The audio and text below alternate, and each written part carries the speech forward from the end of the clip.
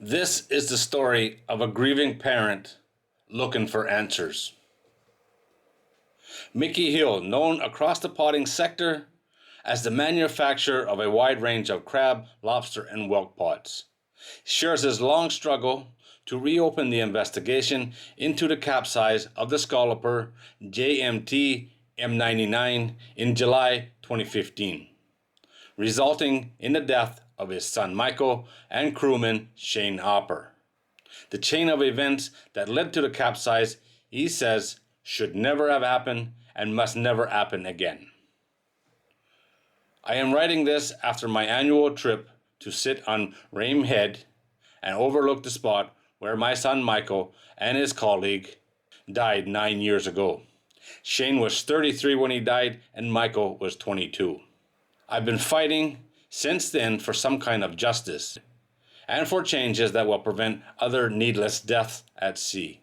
The fundamental issue that we saw my son go to sea in a boat that was certified as safe, but most certainly was not. Michael was fishing at the age of 14, walking as soon as he was able to leave school and work full time. He wanted to go scalloping, and I found what was advertised as the ideal boat for him.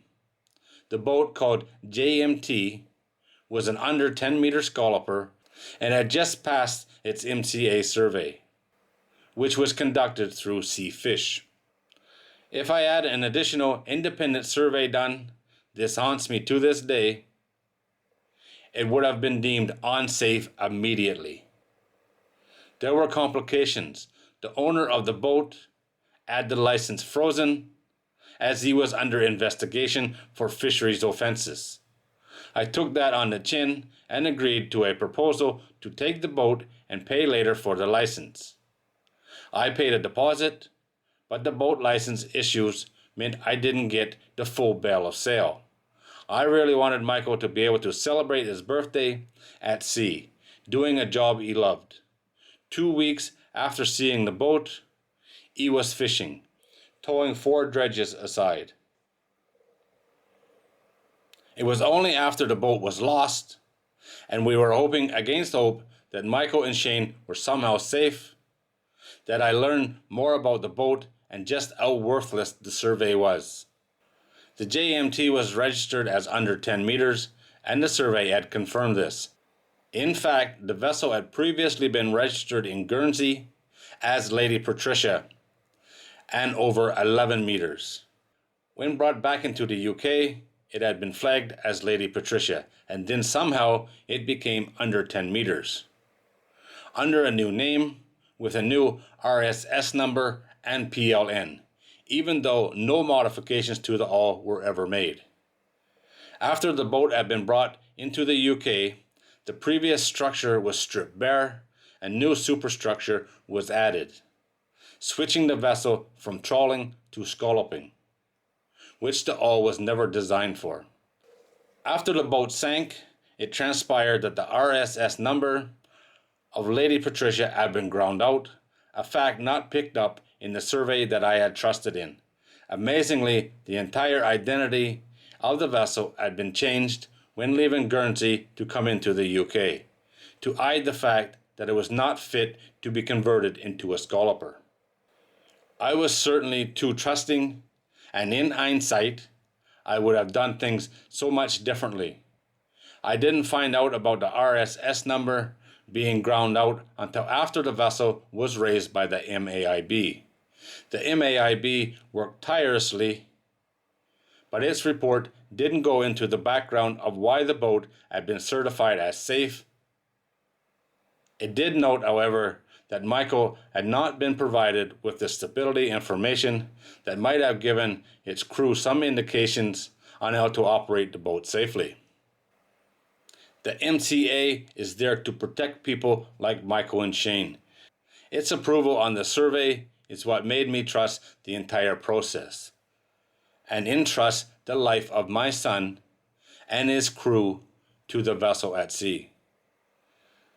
I had plenty of legal routes to go down, but I was badly advised and was reeling from the loss of Michael and Shane. I wanted answers and an apology, not financial compensation. I wanted to ensure that no one else went through what our family and Shane's family went through. A subsequent review of the case by an independent lawyer discovered some major issues with the investigation and uncovered potential new evidence, which it appears the coroner, MAIB, and MCA were all unaware of at the time of the original investigation. Despite requests to review the investigation in light of the new evidence, they declined to do so. It is inexplicable that the MCA surveyors and RSS did not pick up on the misregistration and the misclassification of the vessel at the time of the survey for entry to the flag. It turns out that the vendor of the boat, Timothy Bowman Davies, had lost two other vessels, the Sitka and the CSK, within a year of JMT sinking. Yet the MCA never looked into any of this. We know that the MCA surveyor, who exploited loopholes that now thankfully have been closed, was close to Timothy Bowman Davies. Timothy Bowman Davies went to prison. After two more deaths on similar scallopers, he was operating out of Scarborough. Today, he continues, as far as I can see, to buy and sell boats. In some ways, the reaction of the MCA to this and other deaths at the hands of this operator has forced the pace of the new inshore vessel code that has swung the pendulum too far in the other direction. Yet it has never apologized to me. No one has.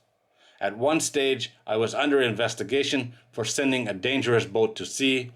However, nothing came of it because I didn't do any of the work on the vessel, nor was I aware of all of the above.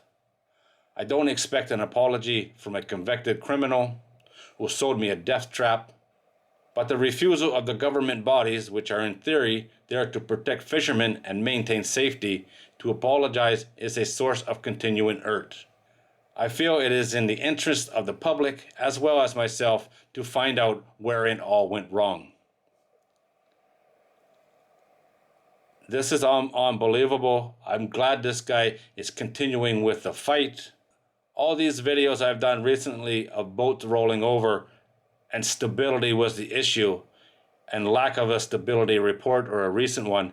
This was recently done. It was done by the people who needs to do it.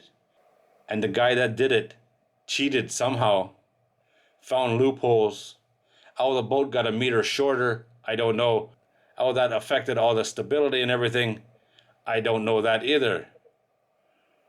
But there was loopholes there, and they took advantage of them, and it's cost lives. Not only this boat, there was 3 boats that sank. That's unbelievable. Hopefully this guy keeps up the fight, gets the answers he needs. It sounds like it's going in the right direction. I wouldn't hold my breath on an apology, but hopefully the surveyor who did the survey is now out of a job. That would be a big step in the right direction, that's for sure. Whoever's responsible for this survey obviously didn't do it right or at all. And in my opinion, that's who should get the blame for this. It's very unfortunate. 2 men, 2 young fishermen lost their life in this horrible tragedy.